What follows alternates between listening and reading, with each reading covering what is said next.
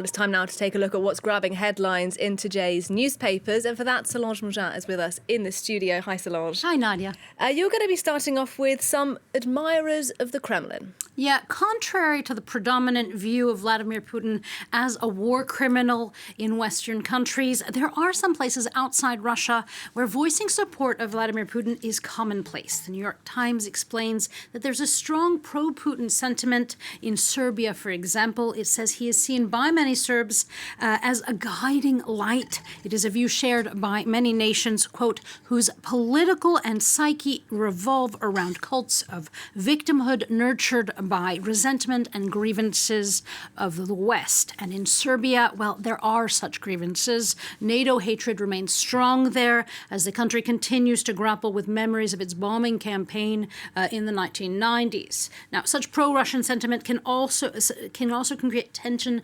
between allies within the European Union. Le Monde explains that Poland and Hungary are in the midst of a difficult patch in their friendship. That's because Viktor Orban has stayed somewhat neutrally quiet in regard to Ukraine. It's led, Le Monde says, to boycotted meetings and increased criticism, even if Le Monde does say it is not a full-on divorce yet. And Solange, the war in Ukraine is also causing some strife within intelligence communities. Yeah, and potentially first and foremost in Russia's.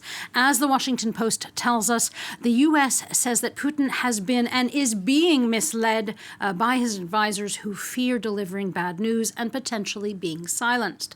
Meanwhile, here in France, the head of the military intelligence community has been sidelined, and because of Ukraine. As L'Opinion explains, the French general Éric Vidal has left his position just after 7 months on the job. The government has criticized him for, quote, insufficient briefings, quote, and, quote, lack of understanding of issues, end quote, which came to light after France's intelligence community didn't see the Ukraine invasion coming, at least as clearly as the United States did.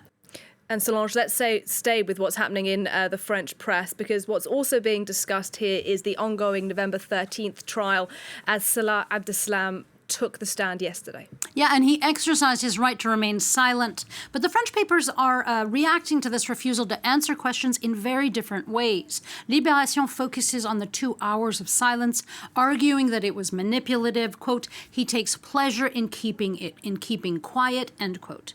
But the Le Monde recounts this differently. It explains that Abdeslam was actually coaxed to answer a few questions thanks to one lawyer in particular. She managed to get him to admit that he willfully decided not to activate his suicide belt. He was the only jihadist that night that did not blow himself up. Solange, lots of discussion in the French press about the presidential elections that are coming up very shortly. And there's been some discussion now about the upside and the downsides of staying quiet. Yeah, Marine Le Pen is well and fully here and more dangerous than ever. That is the take of Libération today. Libé says Le Pen's choice of having a calm, no surprises campaign seems to be working with the controversial Éric Zemmour turning out to be, quote, her useful idiot, they say, as attention was focused on his explosive views. It is a view described by CAC in his front page cartoon of L'Opinion as well. Marine Le Pen is a tortoise flicking off the hair who is a petered out and sweating Zemmour. But silence is not always a boon in French politics. As Le Parisien tells us on its front page, former President Nicolas Sarkozy is staying mum on whether or not he will endorse Valérie Pécresse, despite her being the candidate of his party. And this, Le Parisien tells us, is, quote, a nightmare for Les Républicains, but also it is also further weakening her campaign.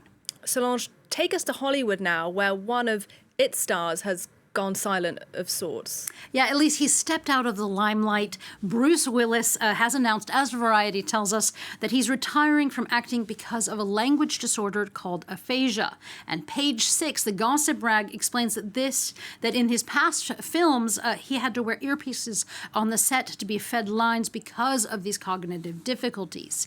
It is an end, The Guardian puts it, to seeing on screen, quote, a soft and gentle and always battle-ready actor actor. Losing his acting skills is akin, the paper says, quote, to a sports star getting injured, and I love this, or a sandwich shop deciding to withdraw its tastiest flavors. What a metaphor, and very sad news indeed about Bruce Willis. Solange, finally, you've got a couple of stories for us about getting lost. Personally, this article was quite enlightening for me, as I am a former city kid.